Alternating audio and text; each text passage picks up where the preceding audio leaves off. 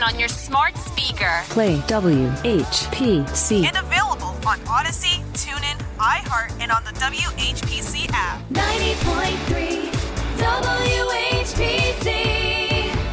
1, 2, 3, 4.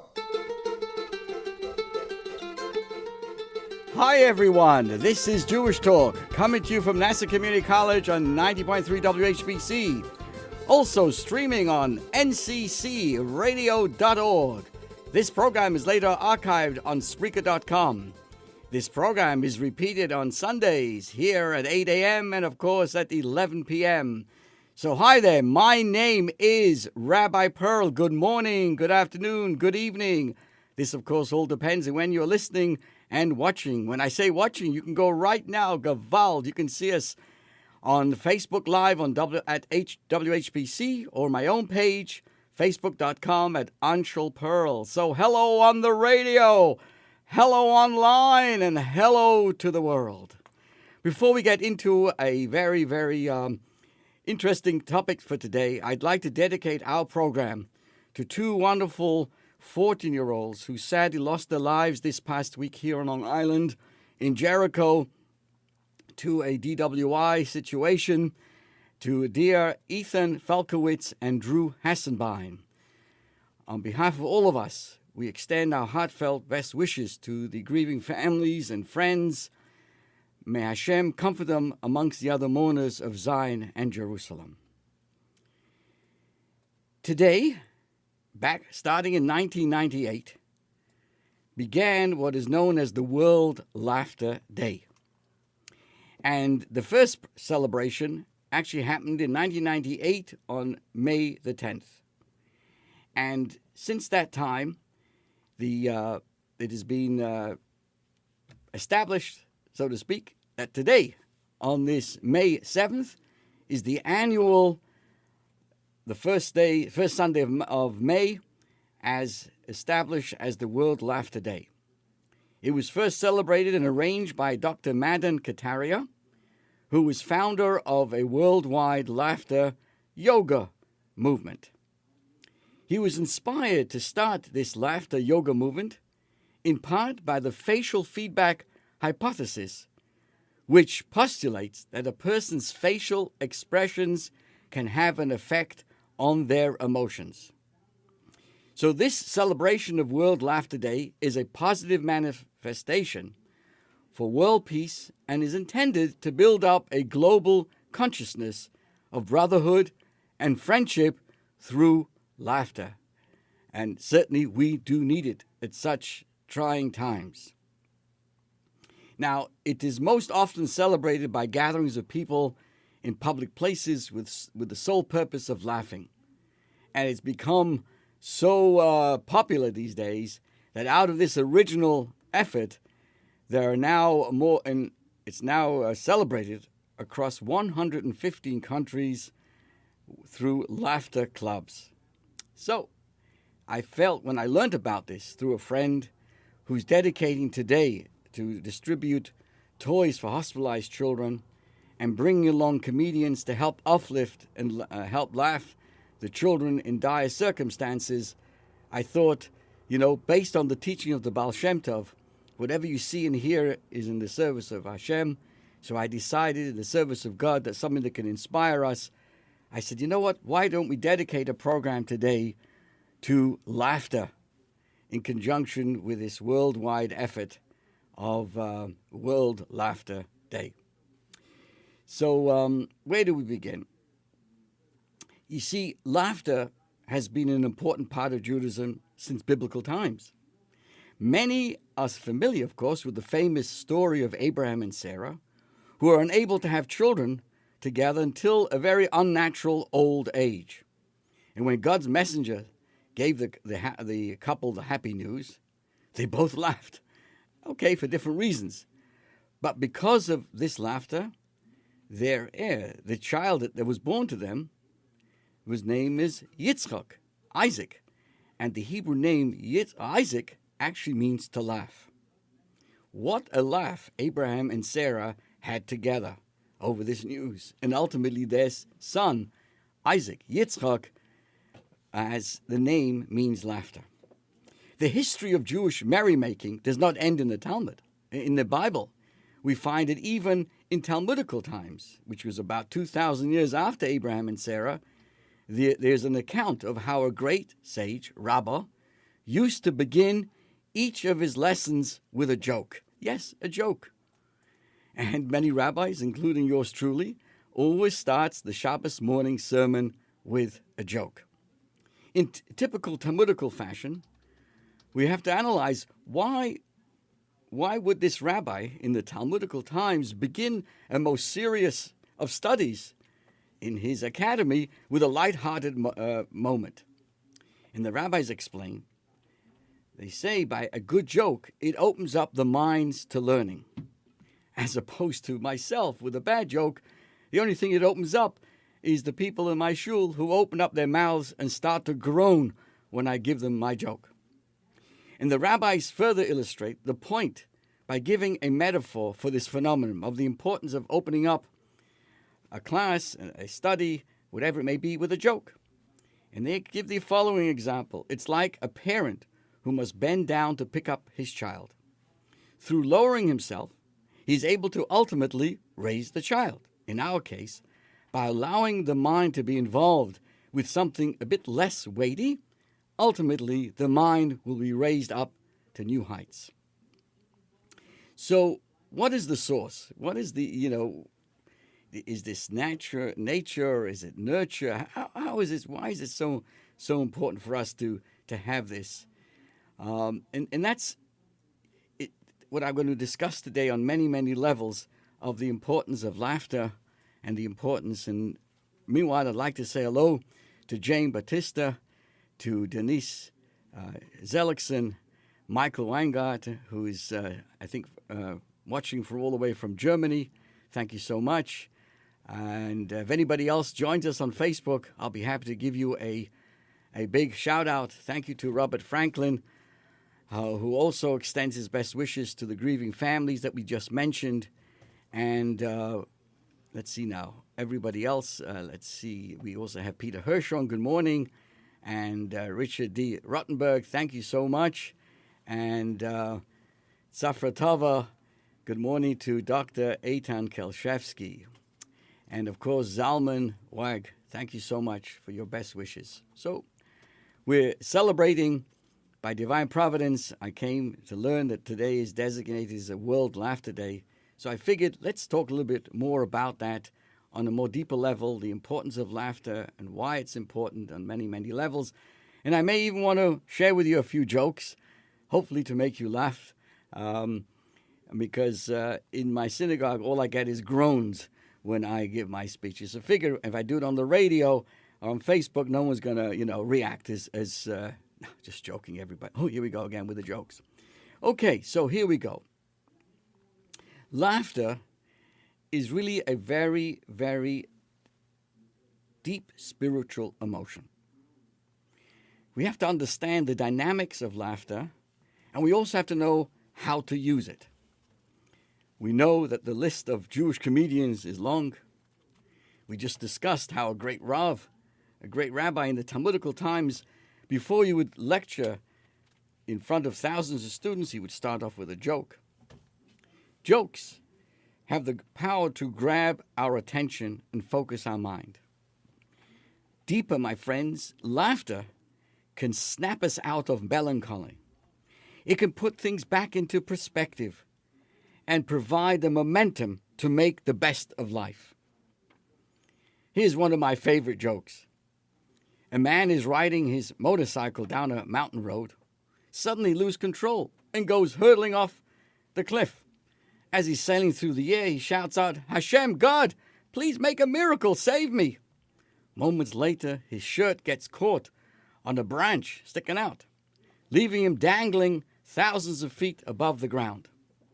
There's no way out, so he looks up to heaven. He says, "God, please save me." And a voice comes out from heaven. "Do you trust me, my beloved son?" "Yes, God, I trust you. Just please save me." "Okay, then," says God. Let go of the branch, and I'll catch you." The man thinks for a moment and looks around and calls out, "Is anybody else out there?" We need to to define our terms. You know what? I'm going to pause for a moment. I want to tell you a joke that I shared in public.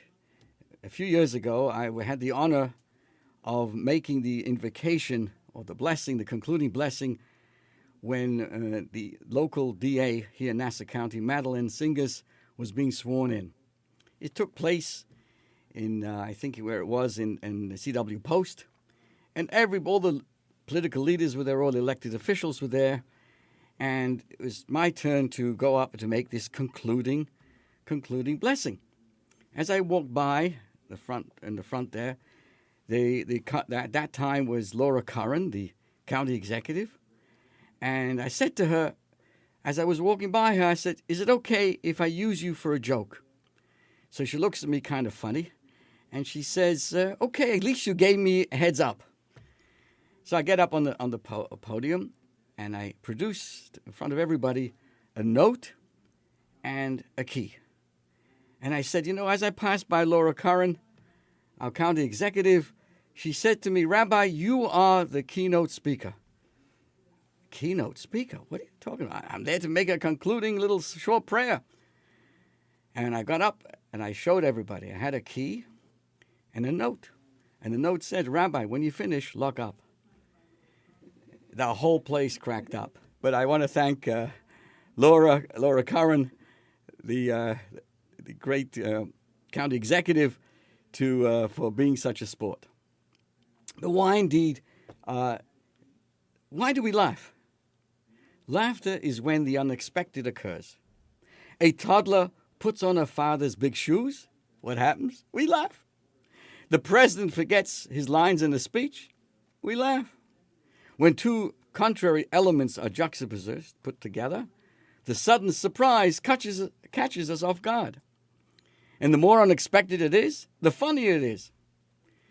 So I must tell you, laughter is an integral part of emotional health.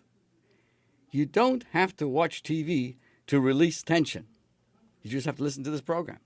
You just need to know a good joke or have the comical sense to see the absurdity in daily life, and bang, you're smiling and can parlay that positive energy into movement, into growth, and the power of something meaningful you need to do.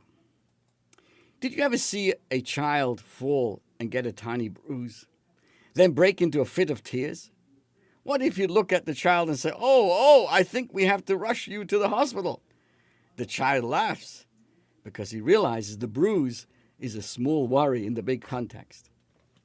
Having a sense of humor is a sign of maturity because it demonstrates a sense of proportion about what truly is important. Growing and maturity is a process of learning to see all of life's issues in context. It is human nature to lose focus and get emotionally wrapped up in day-to-day concerns. We can laugh in everyday life when we recognize the absurdity of having a skewed perspective. Someone who breaks a shoelace may think his world is falling apart until, my friends, he meets somebody without a leg. God forbid. Children don't have this sense of proportion. They cry over trivial matters and bear grudges over little things. An adult who does the same thing, is acting childish. Somebody stepped on my shadow, or somebody insulted me. It is out of proportion. Try mocking your hang-ups and things that are, idiosyncrasies. When it is clear how ridiculous and ludicrous our situation is, the joke is on us. Laugh at your problems does not mean to ignore them. That will be irresponsible. Of course, you have to deal with the source of your depression. But while you're stuck in it, try to analyze the reason makes you even more depressed. If you can laugh at yourself for making too much out of something trivial, then you've achieved the necessary distance from your problems. That in turn will give you energy and perspective to deal with the more serious underlying cause. Each day should be fresh. Don't come with preconceived notions. Laughter helps clear the air. So Break out of it and have a laugh. Enjoy life. Stop pitying yourself. Why? Think about this. In an amusement park, the haunted house, why do people laugh when the ghost pops out? Because laughter is a subconscious release of tension. Laughter gets rid of gloom, aggravation, depression, worry, all forms of tension. So use laughter consciously to break tension in yourself and others. In today's world, everyone is worried about the economy, the nuclear missiles, taxes, corporate downsizing. These worries have made us so uptight that many people walk around like time bombs, ready to explode. Laugh to release steam and uplift yourself. You don't realize how much tension you walk around with every day until you have a good laugh to release that tension. Why is my synagogue packed every Shabbos? Because people come to release and to calm down and hear a good joke. When speaking to someone who is tense, smile and tell a joke. Did it ever happen that you're in a terrible argument with a friend, with bad feelings and bad vibes, when all of a sudden you start laughing? Something struck you as ridiculous. All the bad feelings disappeared, and you saw how absurd the whole fight was. So use it consciously. To dispel anger during the middle of an argument, just start laughing. It'll put everyone at ease. It's a powerful little gadget, this laughter. Let me say hello now to Joseph Kavanaugh. Thank you so much. To Holly, all the way. Holly Final, Lapinel, thank you so much. My goodness, Cheryl Varon Kovarsky, thank you. Good morning to you and everybody watching on Facebook. If you're listening on the Sunday morning or you're now hearing it again on Sunday night or on all the podcasts at WHPC, my goodness, this is fantastic. And coming in now live on WHPC's Facebook, we say hello to Patty Fuchs and to Laura May. Laura, what's happening? MIA, missing in action. We miss you and everybody. Please listen, you're missing amazing jokes if you don't come to shul on Shabbos. So again, but seriously, use it consciously. Or if you're nervous about taking a test, laugh about it and say, so what if I fail? No, maybe I'll break the world record for the lowest score. That sounds like me when I was in school. That sort of joking will relax you and make you more likely to pass the test. Even just feigning laughter can lift your spirits and relax you. Get yourself a favorite joke that will work at all times and laugh. Remind yourself of that joke and you will still start laughing. Laughing when you don't feel like it in itself is funny. Now remember, when we laugh at something, whether it's an idea, a person, or an absurdity, we destroy it. Like any powerful weapon, therefore, laughter must only be directed against the appropriate target. Of course, it's cruel to laugh at a crazy person. But go right ahead and laugh at crazy ideas. For example, laugh at the idea of dying for success. Think of the absurdity of so many people wasting their lives chasing after money and material possessions long after they have much more than they need. Give a look at these people in their garage, schmatters and more schmatters. They could have a tag sale that would last for 12 weeks. Laugh at evil and at the worship of artificial values. They will distance you from such false values and keep you from getting caught up in it. Laugh, my friends, laugh at jealousy, at pettiness, at fighting. Whenever you're surrounded by insanity, laugh it off, and you won't fall under its spell. It's a way of saying, oh, pardon me, I stepped, I hope I didn't hurt you. Laugh at the absurd ways people waste time. Think about this as we say good morning to Jean Marie, Jeffrey Hirsch, and to Levana Lichter. Think about it. I recently had to fly to Florida to see our children. What do you look? You look around in the, on the plane. Hundreds of passengers sitting there with their eyes glued at a tiny screen. watching a boring movie they wouldn't pay a nickel to see at home. But since they're stuck on the plane, they just keep on watching. Isn't this a ludicrous way of spending precious hours of life? A person could otherwise be studying, thinking, or having a worthwhile conversation. Look at your life's goal and realize how little time we spend pursuing them. Isn't this absurd? Not all laughs have to be happy laughs, but they provide a perspective just the same. There is more than enough food in the world to feed everyone for at least a decade. Yet, tens of thousands of people are starving. Why? I think because of politics and greed. It's absurd. So the first step in changing craziness is to recognize it. We need to laugh just to acknowledge the absurdity of the situation so we can take action.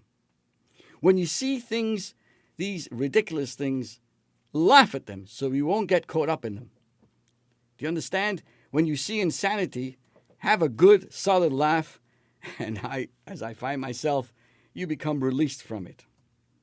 At the same time, you can have abuses of laughter.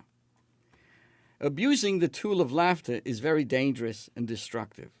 And I say, dear friends, stay away from it. For example, laugh with people, not at them. Ridiculing somebody hurts their soul. It's embarrassing. It makes them feel worthless. You're a bozo, a nothing. Ridicule is the most terrible way of hurting another human being. People feel this very deeply. So the next time something funny happens, make sure not to direct your laughter at the person, but rather at the funny thing they may have done. Similarly, never laugh at another person's worries, since the person may not see things with your same perspective. Your sense of joy at his problems only make it worse. There's another aspect that I want to share with you, and that is excessive laughter. Laughing for laughter's sake is just an escape. Jokes alone don't equal happiness, and too much laughter gives an artificial feeling of joy. You can have a great time at a 2-hour comedy show, but experience an empty feeling afterwards. The Lubavitcher Rebbe, pointed out one time, a person should always find joy in life, but make sure that joy and laughter comes from good things, because it comes from inappropriate things. Once it wears off, you're left depressed. So going to see a 2-hour show doesn't mean you're going to end up being happy. You leave the show emphatic. That's because you've worked yourself a high, but it really wasn't a real thing. The Rebbe would often say, find joy in good things, even mundane things, and then use that joy to transform spiritual aspects of one's life as well. Silliness, too, is often a sign of running from realities of life. Life is a serious business, and frivolity destroys meaning. That's why excessive laughter and misplaced levity can actually lead to immoral behaviors.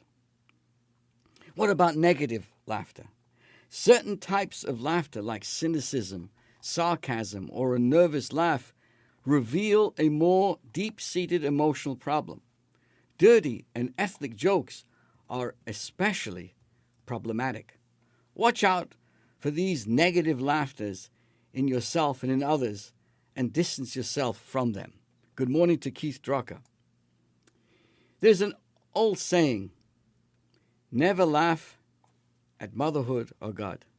That means to say, don't be respectful by laughing at serious subjects. Never poke fun at idealism. If someone is giving up material pursuits in order to serve the needs of others, don't snicker and say, hey, nice guys, finish last. You've injected a destructive energy into society. This is serious, and you've got to keep it serious. I must tell you that on a deeper level, laughter teaches us how God interacts with the world. The official Jewish day of laughter, of course, is Purim. when we dress up in funny costumes and act silly, which is surprising since it's a very serious side in the actual story of the impending annihilation of the Jewish people, which is what this holiday is all about. But then the story turns upside down, and there's a miraculous delivery. So sometimes, this is another aspect of laughter, of appreciating the miracles in life. Human beings see the world from a finite perspective, since we're tied down to physical world of our bodies. So we're kind of forced to live with the illusion of what we see or what we perceive. Laughter, I would say, is the ability to transcend. Laughter is an opportunity to transcend the limitations that blind us to see God more clearly. Even when things look bad, even if we're suffering, in some way it has got to be all for the best, because there is a beneficent God behind everything, manipulating events for our good. And that's the story. In fact, the Talmud says, when we look forward to the times of Mashiach, when the world will be at peace, no more jealousy, no more fighting, and, a wonderful world for the entire world, it's described as, then our mouths will be filled with laughter, from the book of Psalms. Ozimole sechoik pinu. Why then and not now? Because today we're still beset by jealousy, greed, violence, intolerance, and fraud. We are suspicious of our neighbors and cynical of our leaders. We are manipulative and seek advantage at the expense of others. Rather than cooperate, we compete. But in the Messianic era, things will all turn around. And when it happens, we'll be laughing. What are we promised by the prophets? A lamb will lie down with a lion. Young children will play with a cobra's nest. At that time, when all of the truth is revealed, then our mouths will be filled with laughter. If we were truly clear on the idea that the only real power in the world is Hashem, is God, we wouldn't have nearly as much worry and anxiety. With trust in God, we would be fully relaxed. So we need a good laughter in order to loosen up, my friends, to forget our anxieties, to break down our walls. Then we can reaffirm our belief that Hashem, God's world, is good and everything will work out. Now, I want to continue this and share with you, why is laughter a way to wisdom? And those who are just joining us on WHPC, today has been declared World Laughter Day. It's usually on the first Sunday of May, and I found out about this through a friend who is going around hospitals today to bring laughter and joy to children with toys, and it's coming along with comedians to help uplift this. And I felt if I learned about this, must be or read about this, it must be about God doesn't speak.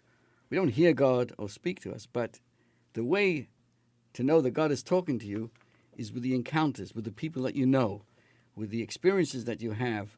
That's a way God is talking to us. So I felt that today I would dedicate it to this World Laughter Day to talk a little bit about this, and for all of us to walk away with an uplifting feelings and to make good jokes, to relax a little bit and recognize behind everything this trust in God. Because when you're relaxed, you can see that.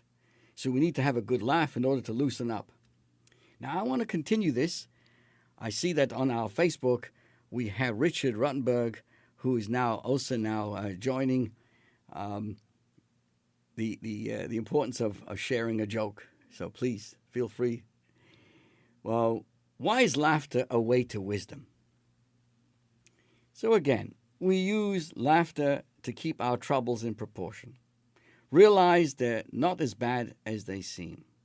Life is not problems, it's opportunities. Laughter dispels gloom, depression, worry, pain, aggravation. Let's use it, the quick way to snap out of our action. Let's use laughter consciously and in a measured amount. Aggravation and suffering can sap our strength. Laughter brings out cheerful relaxation and gives you new energy. Laughter destroys everything in its path, for good and for bad. Laughter taps us into a deeper reality of God's interaction with the world. Now, since rabbis are supposed to teach us and inspire us, to lead us, so what better way to say thank you is to tell jokes about rabbis. That's what we do. So without further ado, I'd like to share with you some of my favorite jokes about rabbis. A rabbi and his wife are cleaning up the house. The rabbi comes across a box he didn't recognize under his wife's bed. His wife tells him, "Leave it alone. It's personal. Don't touch this box." No, one day when she's out, his curiosity gets the best of him. He opens up the box, and inside he finds 3 eggs and $2,000 in cash. When his wife comes home, he admits that he opened up the box, and he asked her to explain the context. What's the significance of 3 eggs and $2,000 in cash? And she says to him that every time he does a bad sermon on the Saturday, on the Shabbos, she would put an egg in the box. He interrupted her. "So in 20 years, only 3 bad sermons? That's not bad."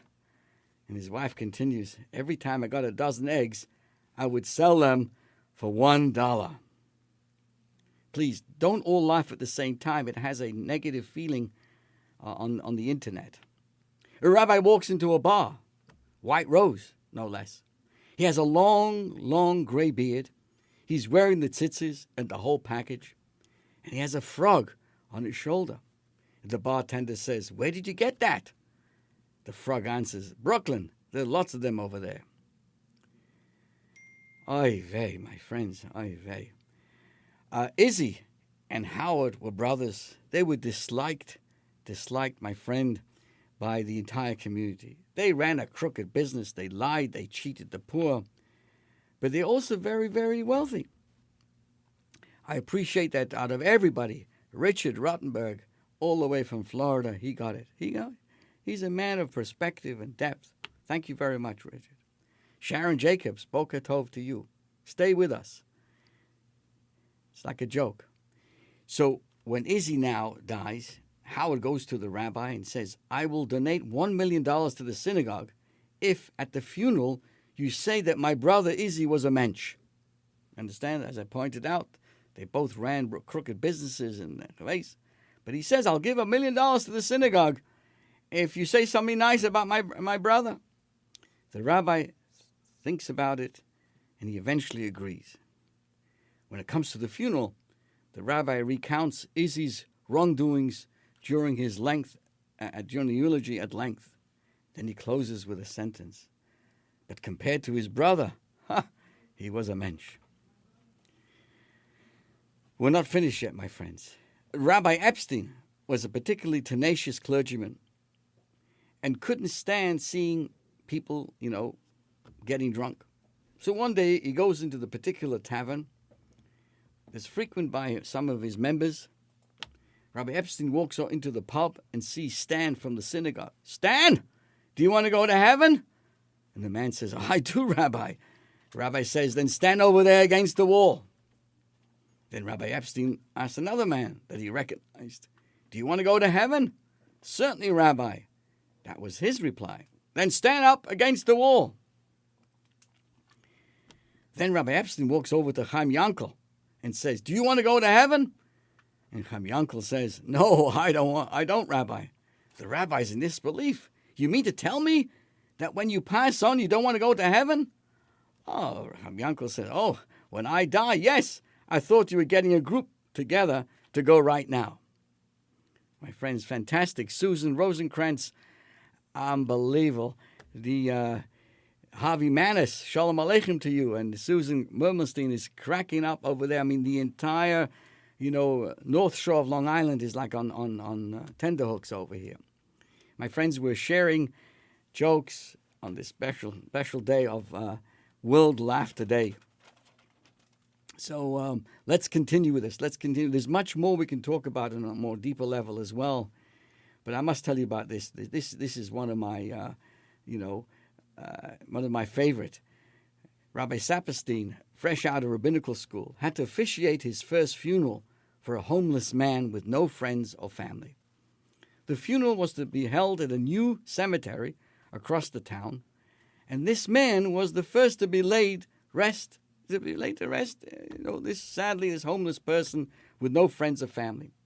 Rabbi Saperstein arrives late, but he noticed a few workers gathering around the grave opening.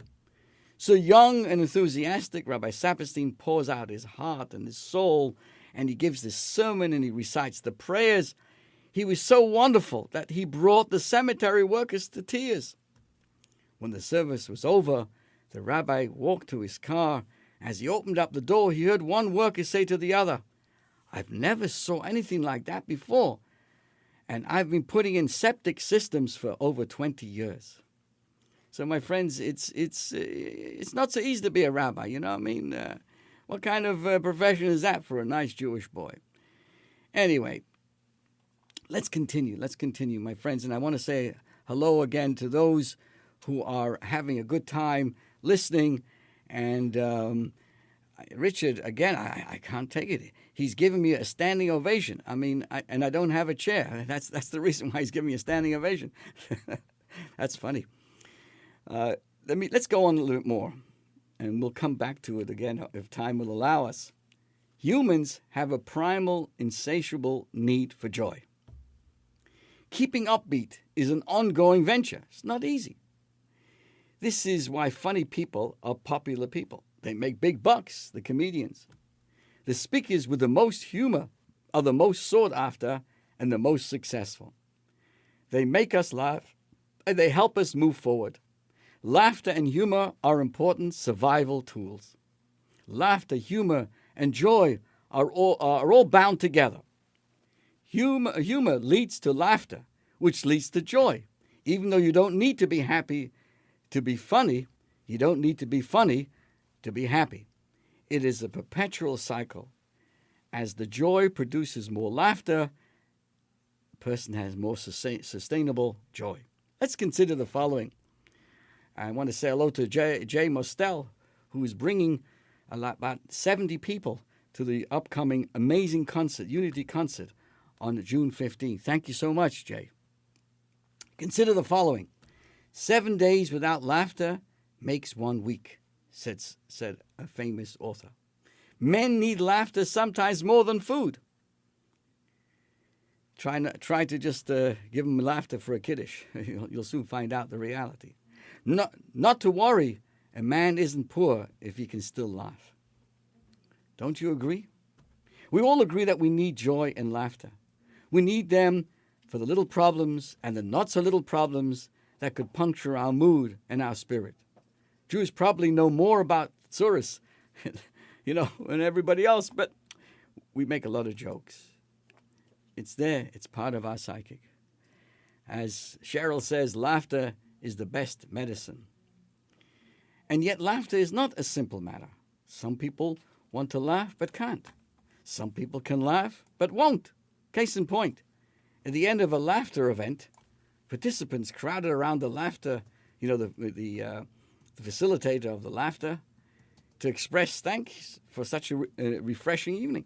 And one woman worried, "But I thought we're not supposed to be so happy during this period." Was she just a joy killer, or is there a basis to her complaint? Suddenly, I was faced with a question. Is it okay to laugh? The answer is, it's not okay to laugh at a funeral. Otherwise, the question itself is a cause for laughter. Laughter is not a luxury. It is so often a necessity of life. It seems more on the mark to ask, is it okay not to laugh? So question, is it okay to laugh? My answer again is, it's not just okay. It's a necessity. It's necessary. A person must laugh. The challenger's point was not unfounded, though. We are cautioned to be about laughing too freely, because there are and the Jewish traditional wedding ceremony, the most joyous time, right? Husband and wife, chassan and kala, bride and bridegroom get married, and at the end of the ceremony, the groom, with his right foot, smashes a cup. Because we have to remember, as happy as we may, as laughter as it must be, and the joy of the wedding, we must remember those whose lives are still broken. So there is, of course, a certain aspect of being careful how we laugh and when we laugh. Laughter is not new, by the way. It's not some new high-tech research discovery. It does not need a panel of rabbis to convert it to Judaism. As I pointed out at the beginning, Jewish laughter was recorded as far as Abraham and Sarah. They laughed, each in their own way, but they laughed when they heard they were going to have a kid. Sarah was 90. Abraham was already 100, 99, 100. Laughter is a dominant theme surrounding the unfolding drama of their life stream. Of course, as I said, the birth of their first child. Now, there are three ways to laugh. We've discussed this. The truth is, the joy helps team up our body and our soul. What do we mean? See, the soul, each of us have a soul, and they have what they're known as auxiliary powers, through which its intellect and emotions finds expression. How do we express ourselves? How do we get our thoughts across? These are through thought, speech, and action. Those are powers that our souls have. Thinking, speaking, and action. They actually offer us three additional potent ways to express our soul's yearning. If we want to get an idea that we're thinking about, an appropriate thing from our soul, we can talk about it and we can act on it. Well, so too, there are three ways to rejoice. And these three ways share that inner joy with others. What are these three ways? Smiling, laughing, and dancing. What is a smile? A smile is a laughter thought. It tells people that laughter is kind of percolating inside of you. Vocalized laughter, when you vocalize, you express it. It's a speech, right? And you've talked about it, you've shared it. Singing can be cataloged, so to speak, under a vocal joy as well. When you sing, you're expressing with your speech joy, laughter, uplifting. And a laughter action, what's a laughter action? Is when the joy is spread beyond the mind and the emotions of the heart, all the way down to our feet. When you're joyous, when you're dancing, and that is certainly something, when you look at pictures of Hasidic life, what do the artists typically show? A group of persons dancing in a circle, joy, the simcha of life, laughter in life, not taking oneself so seriously, but taking what's really serious, and not everything else. Do you remember a baby's first smiles? We go wild. We go sugar. Wow! Baby was suddenly you know that this is a human being. This is a child. Why? Because they're smiling. Right, quick, where's the camera? We laugh with a glee. Quick, look, we get so excited when we see a baby actually smiling. And amazing. I read on a very sad note what I shared with my congregation recently. Story of a policeman. This is in San Francisco, and he was part of the police force who would investigate sad stories of young people dropping off bridges, committing suicide. And his job was to kind of go through the discovery about the person, his background or her background, and try to find a theme, so to speak, of why would that person have jumped off and committed suicide. In one particular case, and he would gather all this, and he created a whole study to implement and help others as well. In one particular case, he came to this individual who was only in his 30s. He jumped off the Golden Bridge over there in San Francisco, and he found a note at this person's bedside. What did he see? He wrote down that if on the way to the bridge someone would smile at me, I won't commit suicide. This is a true story. If someone would simply smile at me on the way as I walked, I would not jump off.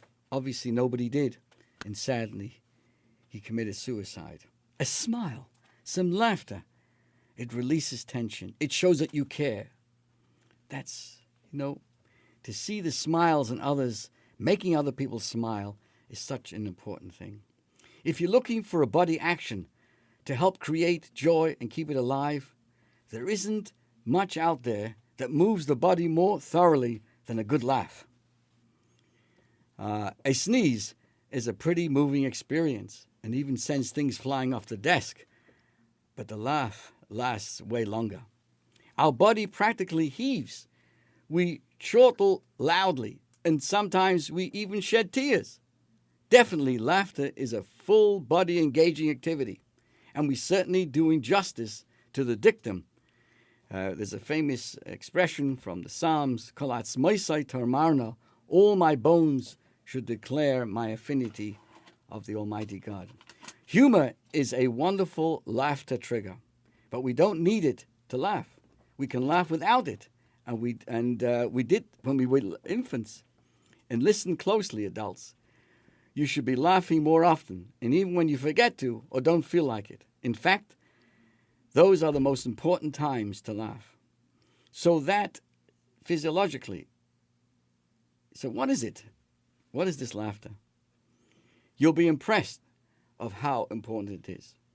All muscles in the center of the body are energetically and intensely activated. 1/2 hour of laughter burns 250 calories. That's why after eating a pot full of cholent, I sit in an hour and laugh. A good belly laugh can give health-boosting benefits equal to 10 minutes on the rowing machine. Hesta Maisa. 2 minutes of laughter is equal to 10 minutes on the elliptical trainer. This makes laughter especially suitable for people, azoi, with limited or no mobility, in particular those who are sadly bedridden. What did Norman Cousins say? Laughter is inner jogging. A good, real, unrestrained, hearty laugh is sort of a glorified internal message or massage. It manipulates and revitalizes corners and unexplored crannies of the system that are typically unresponsive to most other exercise methods. Laughter is an intensely physical phenomenon. The jaws open wide to accommodate the large amount of air to enter the lungs. The tongue lengthens and the palate pulls in. The diaphragm heaves in short, rapid spasms. The head goes into an upward posture to allow more air to enter the lungs. You may develop a short-lived stomach ache from all the air moving in and out. The maximally open positions of the palate, the larynx, the vocal cords, and the vibrations, this is what laughter is all about. Health benefits. Let me tell you, there's so many health benefits. Because of these properties with laughter increases oxygen intake into the body and gives the diaphragm a good workout. Frequent belly laughter empties the lungs of more air than it takes in, resulting in a cleansing effect similar to deep breathing. Ongoing stress often leads to shallow breathing, whereas the deep breathing of laughter benefits the lungs, digestive and nervous systems, heart, and all the other systems, internal organs, and much more. There's even another health benefit, pain management. You hearing, my friends? Laughter causes the brain to produce hormones called endorphins, natural opiates. These are the body's natural painkillers to help us to relax. Laughter produces a release of chemical signals in the brain. It has an anesthetic-like effect on the body, suppressing physical pain and discomfort up to 2 hours following a hearty chuckle. That's why you can't keep people in the synagogue more than 2 hours. But while they're there, are they laughing? They're laughing at the rabbi, they're laughing at the speech. Shared social laughter raises people's pain thresholds. It causes the endorphin rush and releases all kinds of things, the same chemicals, reactions that we need to address. I'm not finished, my friends. You won't believe this, that laughter improves circulation. Laughter lowers high blood pressure, speeds up healing of leg ulcers, and can help reduce the risk of heart disease. If anybody wants the sources of what I'm saying, I'll be more than happy to give it to you. The phrase radiating joy is the result of the blood that laughter brings to facial muscles that become red, nourished, and irradiated. But its nourishment extends past the face because laughter relaxes the muscles, expands the blood vessels, and boosts circulation all the way to one's fingertips and toes. Laughter is linked to healthy function of blood vessels by causing the inner lining to expand and increase blood flow. The eyes will become more prominent and may well up with tears. You won't believe this, my friends. If you're a doctor, don't get nervous. But laughter lowers blood sugar in type 2 diabetes sugar. Can you imagine, my friends? I mean, I could go on and on and on. Laughter is a wellness program that everyone could afford, said some wise person. Whether you're suffering from a specific ailment such as high blood pressure, migraines, breathing problems, heart problems, vascular problems, depression, or just plain stressed out, practicing laughter can alleviate your symptoms. In some cases, can even completely cure you. We all know of the special groups of clowns and merry-making persons who visit hospital wards, play music. Why? I mean, I'm the resident rabbi at the NYU Langone Hospital, and many times on certain floors they have music playing, or they have people going around making jokes, and things like this helps to uplift a person, uplifts your spirit. Laughter uplifts the spirit in so many different ways. Well, all I can say is there's so much that comes from laughter. It eases emotions, it heals emotional pain, makes us more spontaneous and flexible. It reframes and shrinks specific threats and stresses. It can help release fear, which often masquerade as stress. I want to kind of wrap up this with a very, very important aspect to what joy ultimately is all about. As I mentioned briefly before, because I could go on a long time about, share with you a crash course on humor and laughter therapy, but I'll leave that for another time. What I want to share with you is also the importance of that, everybody bonds with laughter. You can break all kinds of boundaries with laughter, with joy. It brings up a respect for each other. But here's my thoughts. It's a very, very interesting concept.